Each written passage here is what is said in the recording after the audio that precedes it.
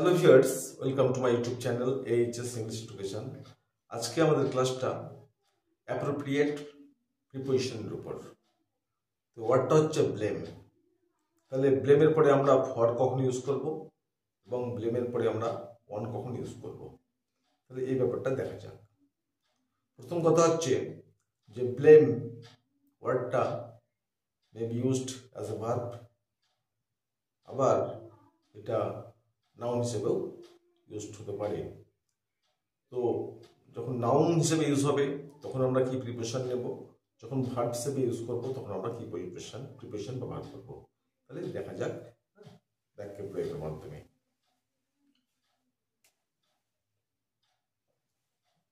আচ্ছা, তাহলে blame for, ঠিক আছে। তাহলে এটাকে ভার্ব ইউজ করছি,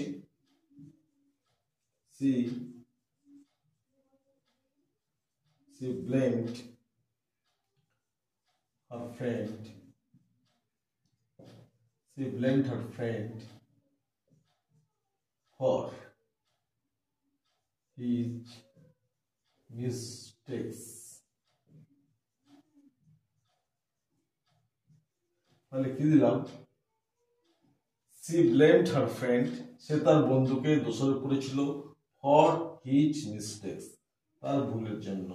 তাহলে এখানে ফর ইউজ হয়েছে, ঠিক আছে, কারণ ব্লেমটা এখানে ভার্ব হিসেবে ইউজ করা হয়েছে, সাবজেক্টের পরে কি বসে, ভার্ব বসে, ঠিক আছে। তো blame has been used as a verb, ঠিক আছে। তখন আমরা দেখছি ফর নিচ্ছি। তাহলে she blamed her friend for his mistakes।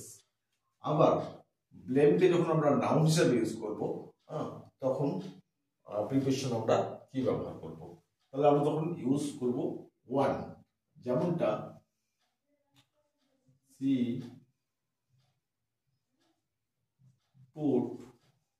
she put a blame। তাহলে এটা নাউন হিসেবে ইউজ করা হলো, মানে সাবজেক্টের পরে একটা পুট ভার্ব আসছে, ভার্বের ক্ষেত্রে অবজেক্ট, অবজেক্ট কি হয়, নাউনই হয়, তাই না, খুব প্রনাউন হয়। তো she put a blame on her friend, she put a blame on her friend। সে দোষ চাপিয়েছিল, সে দোষারোপ করেছিল, ঠিক আছে, দোষারোপ বলবো না, সে দোষ চাপিয়েছিল কার উপর, অন হার ফ্রেন্ড, তার বন্ধুর উপর। আরো কিছু থাকতে পারে, ফর হিজ বা for her did, for his বা ফর হার মিস্টেকস, অনেক কিছু হতে পারে। তাহলে সাবজেক্টের পরে ভার্ব দিয়েছি পুট, ঠিক আছে, আর এখানে ব্লেমটা নাউন হিসেবে ইউজ করা হয়েছে। তাহলে সি পুট এ ব্লেম, ঠিক আছে, সে চাপিয়েছিল কি দোষ, কার উপর, অন হার ফ্রেন্ড। কিন্তু এখানে কি হচ্ছে, সি ব্লেমড, সে দোষারোপ করেছিল, সে দোষারোপ করেছিল কাকে, হার ফ্রেন্ড। তাহলে ব্লেম এখানে ভার্বটা ফার্স্টে ব্যবহার করা হয়েছে এবং ভার্ব হিসেবে ইউজ করা হয়েছে, ঠিক আছে। আর এটার জন্য আমরা ব্যবহার করলাম ফর।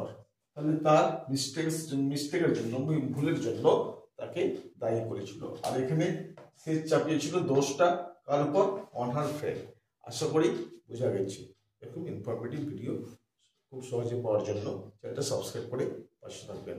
Thanks for watching.